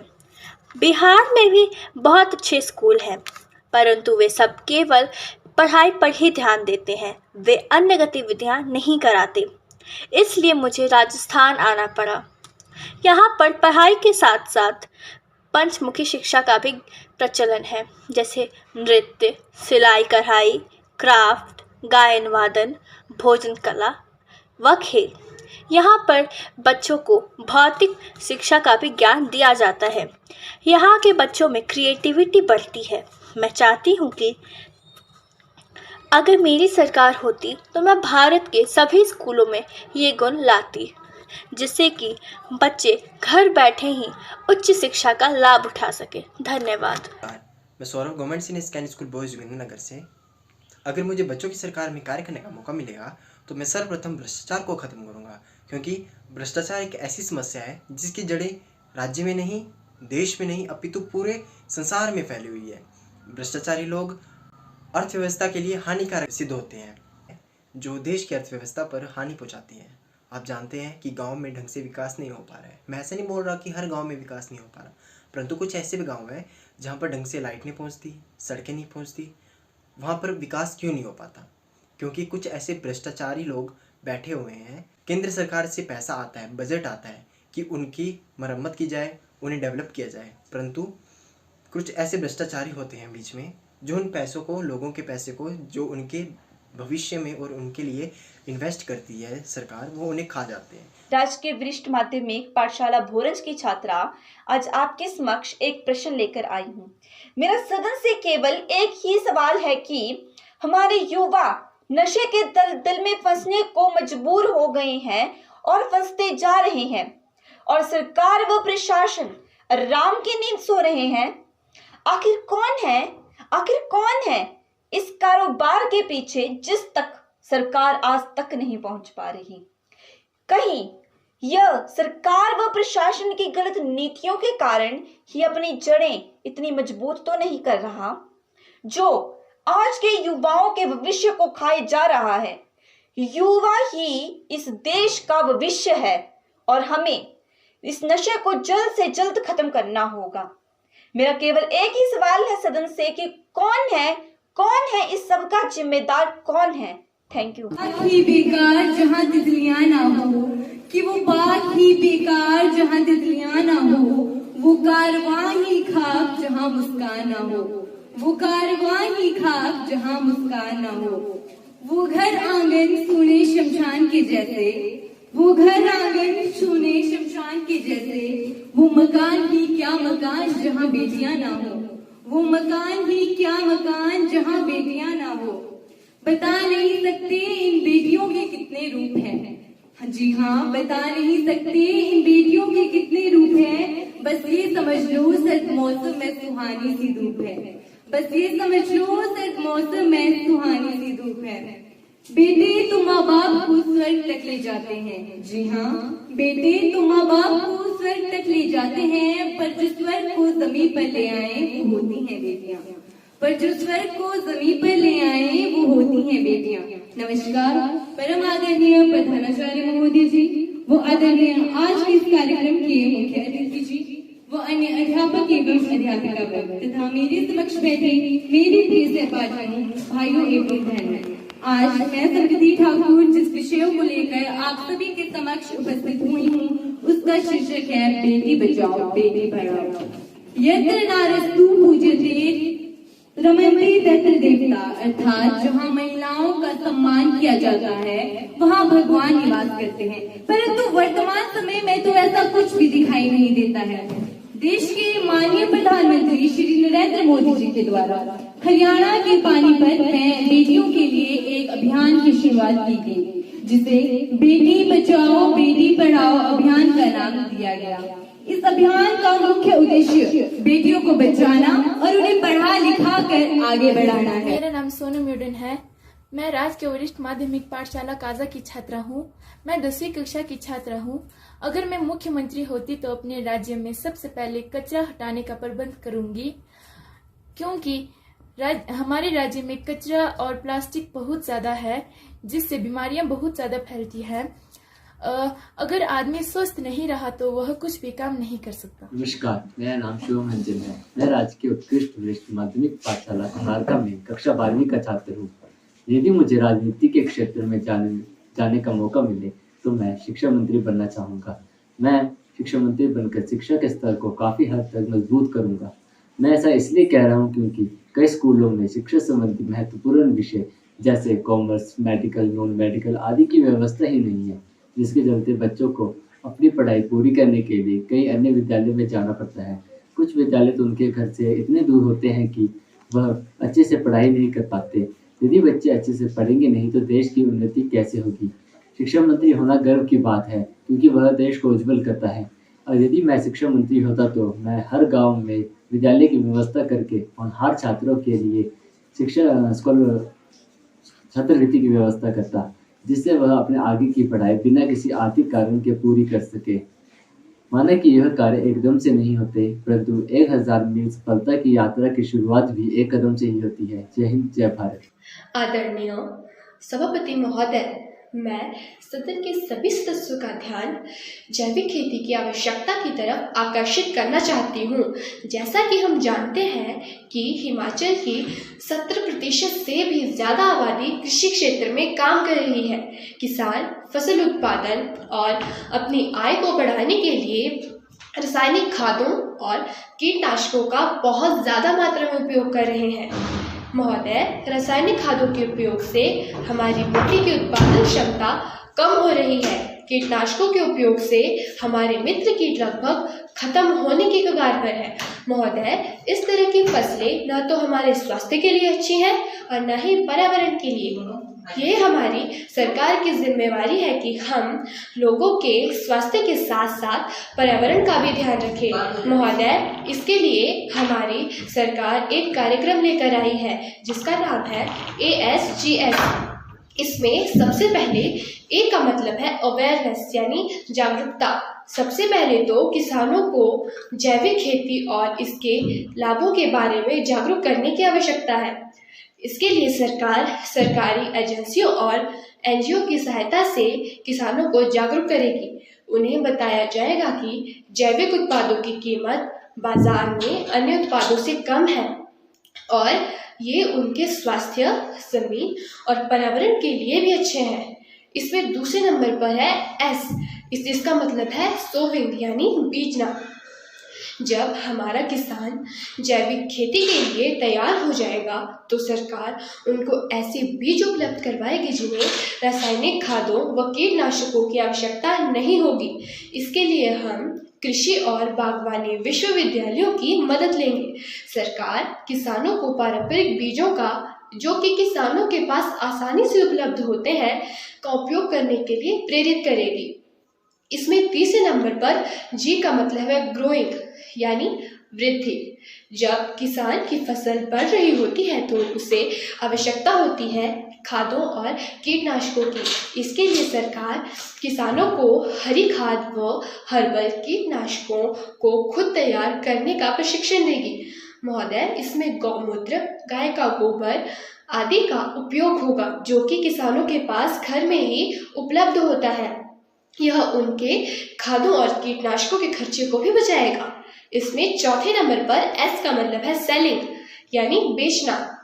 महोदय, जब किसान की फसल तैयार हो जाती है तो उसकी सबसे बड़ी चुनौती यह होती है कि उस फसल को सही दाम पर बाजार में कैसे बेचा जाए। इसके लिए सरकार किसानों के जैविक उत्पादों की जीआई टैगिंग करवाएगी और किसानों के उत्पादों को सीधे खेत से बड़ी मंडियों में ऑनलाइन बेचने की सुविधा प्रदान करेगी। महोदय, मुझे लगता है कि इस तरह से सरकार किसान की फसल बीजने से लेकर बेचने तक अगर उसकी सहायता करेगी तो ये उसकी आमदनी को बढ़ाएगा और उनके स्वास्थ्य को और देश के लोगों के स्वास्थ्य को भी ठीक रखेगा।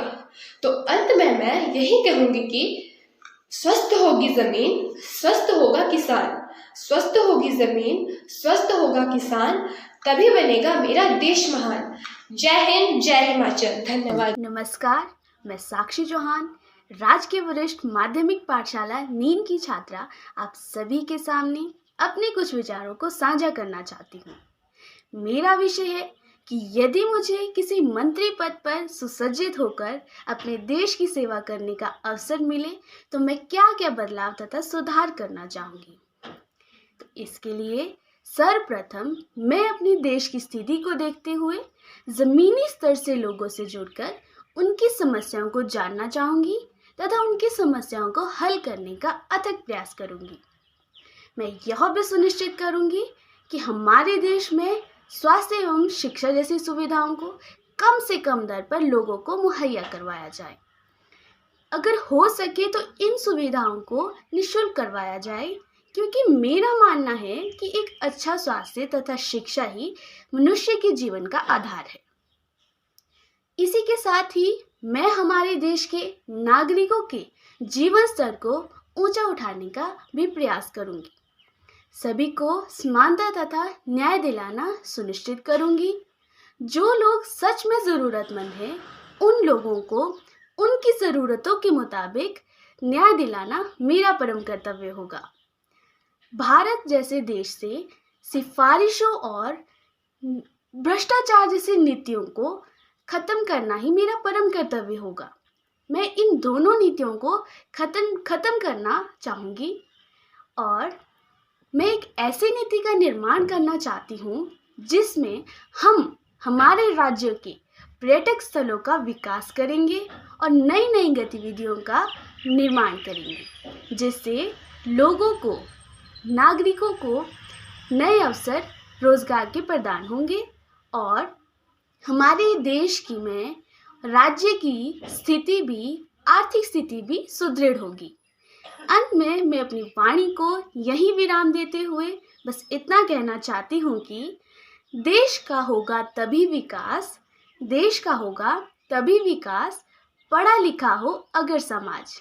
धन्यवाद। अध्यक्ष महोदय, मैं आपके माध्यम से माननीय मुख्यमंत्री हिमाचल प्रदेश सरकार से ये पूछना चाहता हूँ कि प्रदेश सरकार ने 1,36,000 कर्मचारियों के लिए जो पुरानी पेंशन योजना OPS लागू की है, उसमें जो कर्मचारी जिनकी नियमित सेवा 10 वर्ष पूर्ण नहीं हुई तथा वे कर्मचारी जो 6 से 7 वर्ष अनुबंध सेवा पर रहे, उन कर्मचारियों की पेंशन योजना में प्रदेश सरकार क्या सोच रही है। ऑनरेबल स्पीकर मैडम, मैं आपके माध्यम से इस गरिमामयी सदन का ध्यान आज एक ज्वलंत विषय की ओर ले जाना चाहती हूँ। यह विषय हमारे देश के भविष्य से जुड़ा है, देश के युवा से जुड़ा है। माननीय महोदय, यदि किसी देश का युवा सही दिशा में हो, उन्नति करे, तभी तो देश आगे बढ़ेगा। परंतु यदि किसी देश का ही युवा असंतोष और आक्रोश से भरा हो तो देश की उन्नति कैसे होगी। माननीय महोदय, अपने देश की बात करूं तो मेरे देश का युवा धीरे धीरे असंतोष और आक्रोश की ओर बढ़ रहा है, जिसका प्रमुख कारण है पूरे देश भर में राज्य एवं राष्ट्रीय स्तर की प्रतियोगी परीक्षाओं के पेपर परीक्षा से पहले ही लीक हो जाना। कितने दुर्भाग्य की बात है कि विद्यार्थी दिन रात लाइब्रेरीज में, कोचिंग सेंटर में खून पसीना बहाकर मेहनत करते हैं। बूढ़े गरीब माँ बाप अपने बच्चों के उज्जवल भविष्य के लिए अपनी आजीवन संचित कमाई को कोचिंग सेंटर को दे देते हैं। युवाओं में प्रतिभा की कोई कमी नहीं, वह तो बस सफलता पर आश्वस्त है। हाय हाय, कितना धोखा होता है इन बेचारों के साथ। जब इन्हें पता चलता है कि परीक्षा का पेपर तो पहले ही लीक हो गया था, जिस कारण सरकार ने परीक्षा ही रद्द करा दी। साथ ही साथ मैडम, मैं जेईई 2021 की बात करूं तो पेपर लीक, नीट 2021 की बात करूं paper leak, APPSC 2022 paper leak, BPSC 2022 paper leak. मुझे तो लगता है कि सरकार की पूरी किस्ती ही लीक हो गई है। आदरणीय मैडम, छात्रों का पेपर लीक, बाकी सब ठीक, विद्यार्थियों का पेपर लीक, बाकी सब ठीक। यदि सरकार का तंत्र वीक होगा तभी तो पेपर लीक होगा। आदरणीय मैडम, जेईई 2021 की बात करूं तो पेपर 13 से 15 लाख में बिका था। नीट 2021 का पेपर तो 35 लाख में बिका था। मैं आदरणीय गृह मंत्री जी से जानना चाहूंगी, क्या आईबी, सीआईडी और ईडी जैसे खुफिया एजेंसी केवल विपक्षी दलों को डराने के लिए होती है? क्या ऐसे समय में ये छुट्टी पर होती है? मुझे तो लगता है कि इसमें सरकार की ही कोई मिली भगत है, जो कि एक शर्मनाक विषय है। माननीय अध्यक्ष महोदय जी, मैं आपके माध्यम से यह जानना चाहता हूं कि लगातार 1 वर्ष से यूक्रेन और रूस का युद्ध चल रहा है। इसमें भारत की शांति प्रक्रिया में क्या भूमिका रहेगी? क्या विदेश मंत्री जी संसद को कुछ बताने की कृपा करेंगे? माननीय अध्यक्ष महोदय जी, माननीय सदस्यगण, मैं आप सभी को यह सूचित करना चाहता हूं कि गत 1 वर्ष से यूक्रेन और रूस का युद्ध चल रहा है। यह पूरे विश्व के लिए खतरे की घंटी बन चुका है। यह मानवता के लिए एक बहुत बड़ा खतरा है। इसमें सभी देश अपनी चिंता व्यक्त कर रहे हैं। भारत भी किसी भी पक्ष की ओर से ना होकर दोनों ही पक्षों को शांति के टेबल पर लाने का प्रयास कर रहा है। इसमें भारत शांति बनाने का प्रयास कर रहा है। संयुक्त राष्ट्र संघ ने भी इसमें अपनी चिंता व्यक्त की है। संयुक्त राष्ट्र संघ ने भी अपना हस्तक्षेप इसमें अनिवार्य किया है। सभी देश शांति बनाने का प्रयास कर रहे हैं। मेरा भारत शब्द बोलने भर से ही किसी भारतवासी के दिल में भारत देश के प्रति प्यार और सम्मान पैदा हो जाता है। यही भावना हमें अपने से उठकर अपने भारत माँ के लिए कुछ करने और बहुत कुछ कहने के लिए प्रेरित करती है। आज हम आजाद हिंद के निवासी हैं, आजाद खुली हवा में सांस ले रहे हैं। आज भारत एक समृद्ध देश है। यहाँ संगीत, कला, संस्कृति के साथ साथ वैज्ञानिक तथा सामाजिक तरक्की भी सामने आ रही है। लेकिन इन सब के बावजूद भी आप कुछ बताएं, क्या भारत सच में आजाद है कि यही है खूबसूरत, स्वच्छ और स्वतंत्र भारत? शायद नहीं। तो आइए मिलकर शुरुआत करें, सपनों का भारत तैयार करें। नमस्कार। लहरों से डरकर नौका पार नहीं होती, कोशिश करने वालों की कभी हार नहीं होती। एक नन्ही चींटी जब दाना लेकर चढ़ती है, चढ़ती दीवारों पर 100 बार फिसलती है। मन का विश्वास, रगों में साहस फटता है, गिरकर चढ़ना, चढ़कर गिरना ना अखरता है। आखिर उसकी मेहनत बेकार नहीं होती, कोशिश करने वालों की कभी हार नहीं होती। सफलता एक चुनौती है, इसे स्वीकार करो। क्या कमी रह गई देखो और सुधार करो। जब तक सफल ना हो नींद चैन को त्यागो तुम, संघर्षों का मैदान छोड़कर मत भागो तुम। कुछ किए बिना ही जय जयकार नहीं होती, कोशिश करने वालों की कभी हार नहीं होती। यहाँ पर उपस्थित सम्माननीय निर्णायक मंडल, शिक्षक वर्ग, प्रतिभागी वर्ग, सभी को मेरा सादर प्रणाम। मैं प्रिया ठाकुर, राजकीय आदर्श कन्या विश्व माध्यमिक पाठशाला जोगिंद्रनगर की छात्रा हूँ तथा आज मैं आपके समक्ष आपका परिचय भारत की कौशल एवं व्यावसायिक शिक्षा पद्धति के इतिहास, वर्तमान एवं भविष्य से कराने आई हूँ। हम उस देश के वासी हैं जहाँ पर अव्यवस्था में भी व्यवस्था है और हमारा मंगलयान हॉलीवुड फिल्म गर्व से विसरता है। हमारी सभ्यता, हमारी कला इतनी समृद्धशाली थी कि आज से 5000 वर्ष पूर्व जब विश्व की ज्यादातर सभ्यताएं खानाबदोश में व्यतीत करती थी, तब हमारे यहाँ सिंधु घाटी उन्नति के शिखर पर थी। ऋग्वेद विश्व का सबसे प्राचीन लिखित ग्रंथ है और भारतीय सभ्यता और वेदों ने आज से कई हजार वर्ष पूर्व की दशमलव, शून्य, संख्या पद्धति, पथ दर्शन, नृत्य, गायन, वादन और सभी कलाओं के साथ साथ अध्यात्म, अर्थशास्त्र, ज्योतिष शास्त्र, गणित, तकनीकी, विज्ञान और अंतरिक्ष विज्ञान तक का लिखित एवं प्रमाणित ज्ञान दिया है। वो क्या है ना, हम उस देश के वासी हैं जिसे अपने भूगोल से पहले ब्रह्मांड का भूगोल नजर आता था। जो दूरी वैज्ञानिक स्टार शताब्दी में धरती और सूरज के बीच की निकाल रहे हैं, वही दूरी गोस्वामी तुलसीदास जी 15वीं शताब्दी में ही हनुमान चालीसा में लिख गए हैं। इतनी समृद्ध शिक्षा पद्धति कि आज से हजारों वर्ष पूर्व ही तक्षशिला और विक्रमशिला जैसे विश्वविद्यालयों में कौशल एवं व्यावसायिक शिक्षा भी दी जाती थी। परंतु खेद का विषय ये है कि 7वीं शताब्दी से लगातार भारत पर आक्रमण होते रहे, जिसके चलते हमारी हजारों ही पुस्तकें जला दी गई, हमारे हजारों ही विद्यालय तोड़ दिए गए और हम अपनी ही शिक्षा पद्धति से अनभिज्ञ हो गए। नमस्कार, मेरा नाम रिद्धिमा ठाकुर है। मैं कक्षा 9वीं की छात्रा हूँ। मेरे स्कूल का नाम RSVNI पब्लिक हाई स्कूल है। मेरी उम्र 13 साल है। मैं सिरमौर की रहने वाली हूँ। यदि मुझे प्रदेश की लोक निर्माण मंत्री बनने का सुनहरा मौका मिलता है तो सबसे पहले मैं प्रदेश के हर छोटे व बड़े ग्रामीण क्षेत्रों में अस्पताल बनवाऊंगी। मैं हर 45 किलोमीटर के दायरे में एक अस्पताल बनवाऊंगी तथा टूटे हुए पुराने अस्पतालों की मरम्मत करवाऊंगी और उसमें हर प्रकार की सुख सुविधाएं उपलब्ध कराऊंगी। मैं प्रदेश की साफ सफाई के लिए योजना जारी कराऊंगी जिसमें बेरोजगार व विधवा औरतें जो कम पढ़ी लिखी हैं और उन्हें अपना घर चलाने में परेशानी होती है, मैं उन्हें रोजगार प्राप्त करवाऊंगी। मैं गांव को सड़कों के साथ जोड़ूंगी जिससे किसानों को अपनी फल व सब्जियों को मंडी तक पहुंचाने में आसानी होगी और बच्चों को स्कूल जाने में आसानी होगी। आए दिन पानी की समस्या बढ़ती जा रही है। प्रदेश के गांव व शहरों में पानी की कमी दिन प्रतिदिन बढ़ती जा रही है। इस पर विचार कर मैंने सोचा है कि मैं गांव और शहरों में पाइपलाइंस बिछवाऊंगी, टूटी हुई पाइपलाइंस की मरम्मत करवाऊंगी और लोगों तक पानी पहुंचाऊंगी, जिससे किसानों को कृषि कार्य करने में आसानी होगी और शहर के लोगों को अपने रोजमर्रा के काम करने में आसानी होगी। मैं मेरे द्वारा किए गए हर वादे को पूरा करने की कोशिश करूंगी। धन्यवाद। जय हिंद, जय हिमाचल। नमस्कार, मेरा नाम प्रियांशु भट्ट है। मैं उत्तराखंड पौड़ी गढ़वाल से हूँ।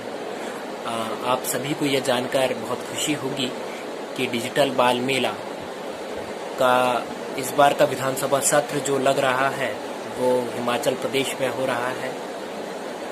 इससे पहले जो विधानसभा सत्र हुआ था वो राजस्थान विधानसभा में हुआ था, जिसमें कि अनेकों जगह से लोगों ने सहभागिता प्रेषित करी थी अपनी डिजिटल बाल मेला को, और आप सभी को दोबारा सुनहरा मौका डिजिटल बाल मेला दे रहा है हिमाचल विधानसभा विजिटिंग करने का। तो आप लोग एक 2 मिनट का छोटा सा क्लिप बना करके डिजिटल बाल मेला को सेंड कर सकते हैं। आपको उस वीडियो में सिर्फ किसी मंत्री की भूमिका पर रहना है कि आप अगर प्रधानमंत्री होते तो आप क्या कार्य करते जो कि हमारे आदरणीय मोदी जी नहीं कर पा रहे हैं, या फिर अगर आप किसी भी भूमिका पर हैं जो आपके क्षेत्र के विधायक हैं, वो अगर आप उस क्षेत्र के विधायक होते तो आप क्या क्या चीज़ें लेकर के आते जिससे कि आपके क्षेत्र में उन्नति होती। तो आपको इस चीज़ के ऊपर एक छोटा सा वीडियो बनाना है और डिजिटल बाल मेला को भेजना है और अपनी एंट्री को सुनिश्चित कर लेना है। और सिलेक्टेड बच्चों को हिमाचल विधानसभा जाने का सुनहरा मौका भी मिलेगा। तो आप लोग देर ना करें। आप लोगों के लिए एक और अच्छी न्यूज़ है कि जो वीडियो भेजने की एंट्री थी वो बढ़ा दी गई है। तो आप लोग जल्द से जल्द इन चीज़ों पर संज्ञान लें और हिमाचल विधानसभा सत्र का आप भी हिस्सा बने। धन्यवाद। आप लोग इस विषय पर ज़रूर चर्चित रहें। आप इस विषय को ज़रूर सोचें, समझें और हिमाचल प्रदेश का एक सत्र का एक हिस्सा बने। धन्यवाद। भारत एक युवा देश है, परंतु क्या इसके राजनेता भी युवा हैं? नमस्कार, आदाब, आभार, अभिनंदन।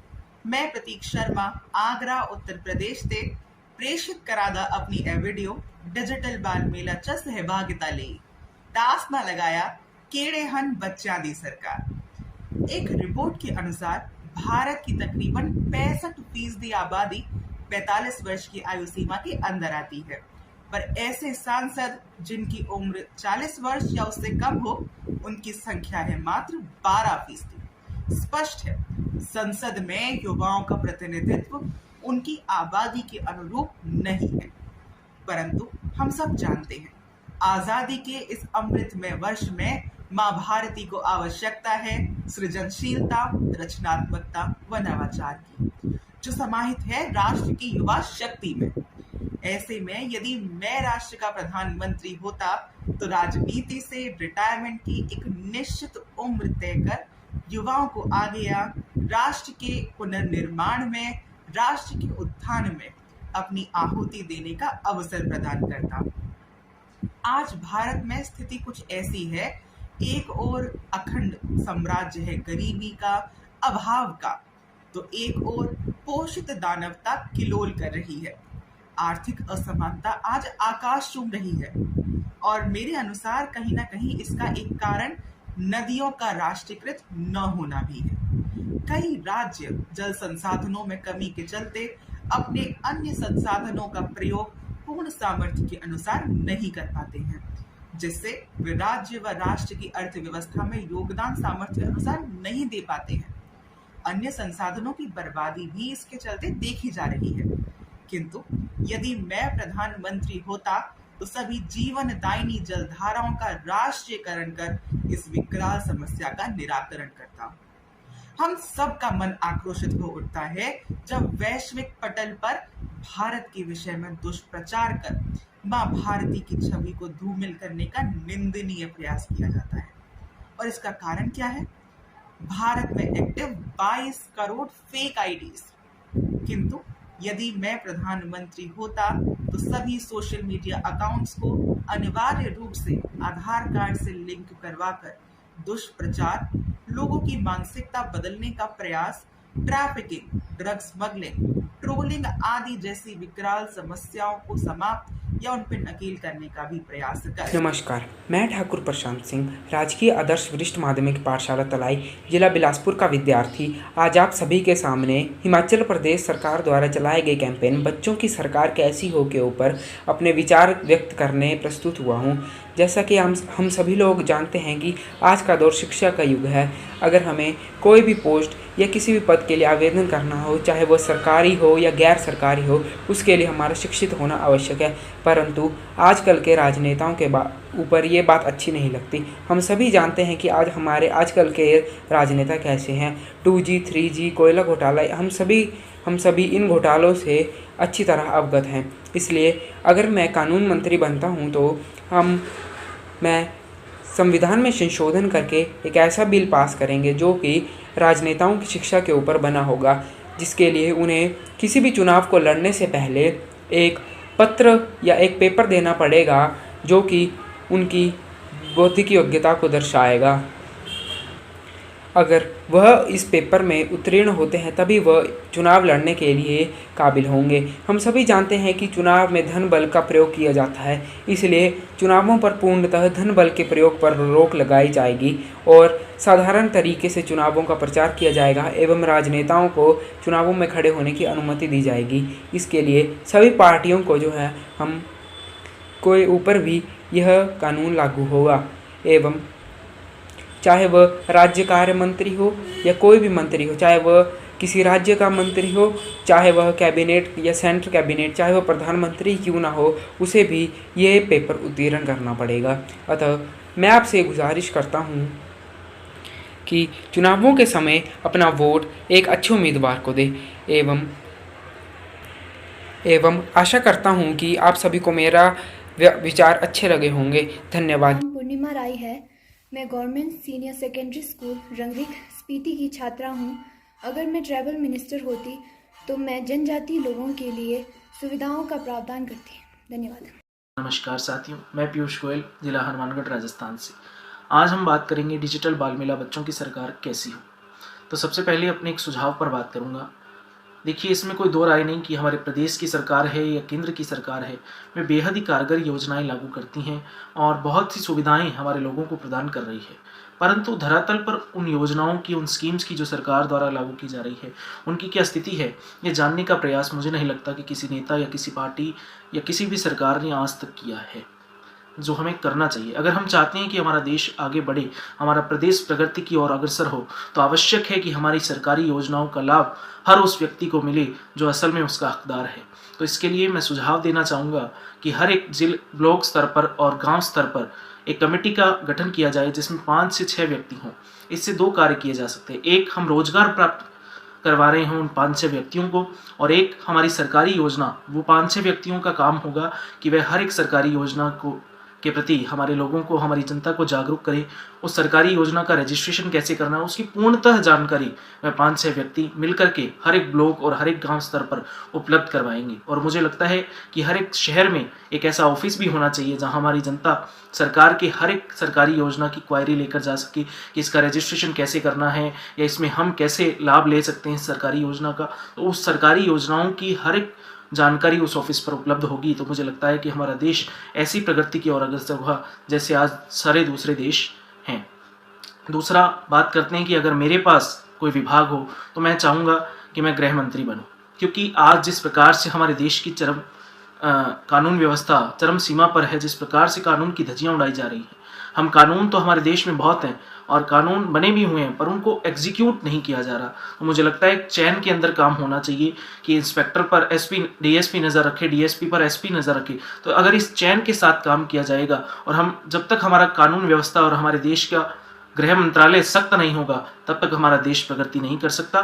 तो हमारे देश की कानून व्यवस्था को और हमारे गृह विभाग को सुधारने के लिए मैं गृह मंत्री का पद चाहूँगा अगर डिजिटल बाल मेला की सरकार में मुझे अवसर मिलता है हिमाचल प्रदेश की विधानसभा में जाने का। जय हिंद, जय भारत के साथ अपनी वाणी को विराम देता हूं और आशा करता हूं कि आप सभी को ये वीडियो पसंद आई होगी। प्लीज़ लाइक कमेंट कर हौसला बढ़ाने की दरख्वास्त है। जय हिंद, जय भारत। नमस्कार, मैं नितिका चौहान, गवर्नमेंट उत्कृष्ट girls senior secondary school Rampur शहर 11वीं कक्षा की छात्रा। यदि मैं हिमाचल प्रदेश की शिक्षा मंत्री होती तो मैं हर क्षेत्र में शिक्षा को बढ़ावा देने का कार्य करती। जैसा कि देखा जा सकता है हर वर्ष हर क्षेत्र में पुस्तक वितरण के लिए करोड़ों रुपए जारी किए जाते हैं। ऐसे में अगर हम पुस्तकों का पुनः इस्तेमाल करें तो सरकारी राशि तथा कागज़ की भी काफ़ी बचत होगी, जिससे परिवहन संरक्षण में भी काफ़ी मदद मिलेगी। यदि विद्यार्थी पुरानी पुस्तकों को विद्यालयों में जमा करते हैं तो उन्हें ग्रेस मार्क्स मिलेंगे। ऐसे में मैं चाहती हूँ कि हर विद्यार्थी को समान शिक्षा प्राप्त हो। यदि हमारे देश का हर विद्यार्थी शिक्षित तथा अनुशासित होगा तभी वह देश की उन्नति में भागीदार बनेगा। धन्यवाद। राग द्वेष अब नहीं रहेगा, जाति वंश का भेद ना होगा, कर आरक्षण दूर, हम आलस का कोई नाम ना होगा, आलस का कोई नाम ना होगा। नमस्कार, मैं निकुंज रांगटा लोरेटो कॉन्वेंट तारा हॉल स्कूल में 11वीं कक्षा में पढ़ने वाली छात्रा आज आप सभी के समक्ष बच्चों की सरकार कैसी हो विषय पे अपने विचारों को प्रस्तुत करने जा रही हूँ। सर्वप्रथम सवाल यह उठता है कि देश की सरकार कैसी हो, क्योंकि देश की सरकार ही देश के भविष्य का निर्माण करती है। भारत विश्व में सबसे बड़ा लोकतांत्रिक देश है और यहाँ हर निर्णय लोकतंत्र के अनुसार लिया जाता है, जिसमें नागरिकों की भागीदारी होना अति आवश्यक है। मेरे अनुसार मेरी सरकार आज तक की सरकारों के भांति एक विषय को केवल एक विकास के दायरे में ना रखकर उसमें जनता का योगदान दिखाना चाहती है, साथ ही साथ उसका स्वरूप समय अनुसार बदलना चाहिए। बच्चे देश का भविष्य है। जी हाँ, बच्चे देश का भविष्य है और वे चाहते हैं कि हमारी शिक्षा प्रणाली को सबसे पहले बदला जाए। आजादी से लेकर आज तक हम अंग्रेजों की शिक्षा प्रणाली पढ़ते आ रहे हैं। न केवल शिक्षा प्रणाली बल्कि सामाजिक, आर्थिक, लोकतांत्रिक, राजनीतिक हर एक वर्ग में अंग्रेजों का हाथ जरूर है। और क्या ये हमारे देश की तरक्की करेगा? जी नहीं, ये हमारे देश के विकास में बिल्कुल योगदान नहीं दे रहा। मेरे निजी मत अनुसार हमें शिक्षा प्रणाली बदलनी होगी। अंग्रेजी के छुटपुट अक्षर बोलना शिक्षा नहीं है और ना ही बच्चों के कंधे पे बैग का भार डालना और किताबों का बोझ नहीं। ये शिक्षा प्रणाली बिल्कुल गलत है। हमें व्यवहारिक शिक्षा चाहिए ताकि हम अपने भविष्य में रोजगार के लिए दर दर ना भटकें और हमारा देश एक विकसित देश बने। अंत में अपनी वाणी को विराम देते हुए बस इतना ही कहना चाहूंगी, हो जयकार लोकतंत्र की व्यवस्था में नई परिवर्तन आए, हो जयकार लोकतंत्र की व्यवस्था में नई परिवर्तन आए, देश में हो खुशमय चौमुखी, ऐसी एक सरकार बनाए, ऐसी एक सरकार बनाए। धन्यवाद।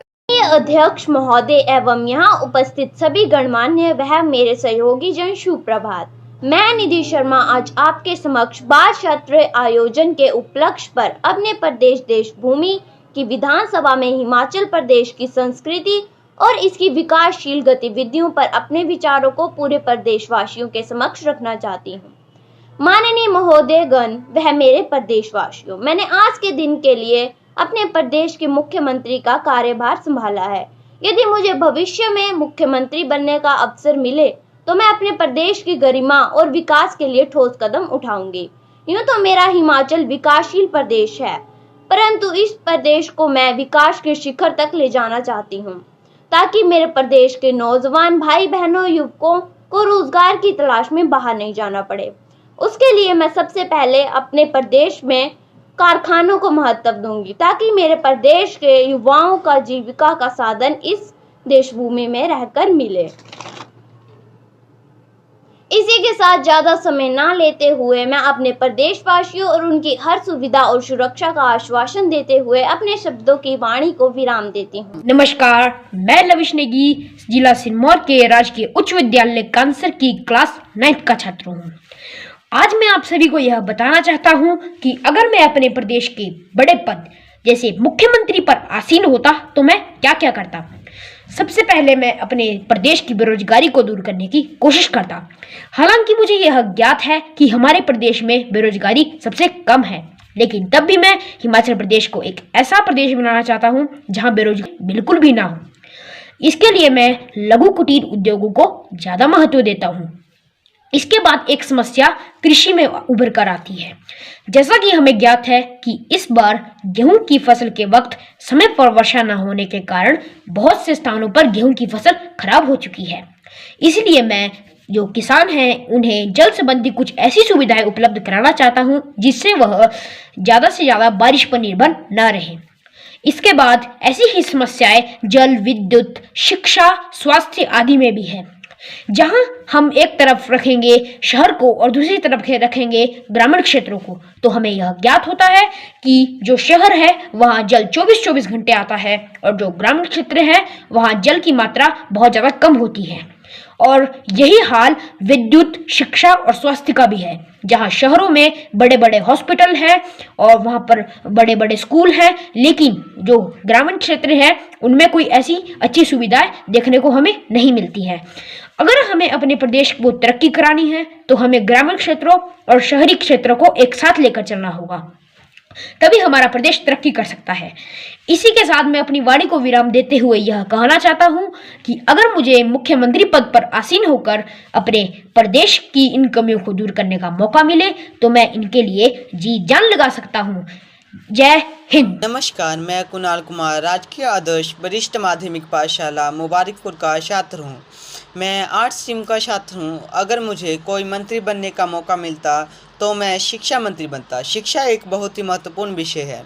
अगर हमारे देश के सभी नागरिक शिक्षित होंगे तो हमारा देश विकासशील देश के साथ साथ हमारी अर्थव्यवस्था भी मजबूत होगी। शिक्षा मंत्री का पद बहुत ही महत्वपूर्ण होता है। अगर मैं शिक्षा मंत्री बनूंगा तो शिक्षा को रटने की प्रसिद्धि ना बनने दूंगा। मैं व्यवहारिक ज्ञान पर जोर दूंगा। शिक्षा मंत्री बनकर मैं अपनी जिम्मेदारियों को अच्छे से निभाऊंगा। मैं एक ऐसा शिक्षा मंत्री बनूंगा कि किसी को भी शिकायत का मौका ना मिले। मैं बच्चों की उच्च शिक्षा के लिए स्कूल और कॉलेजों का निर्माण करता और बच्चों के सपनों को पूरा करने के लिए मैं अनेक योजनाएं चलाता। मैं बच्चों के सपनों को पूरा करने के लिए अपना सहयोग देता। मैं शिक्षा के क्षेत्र में अपना पूरा योगदान देता।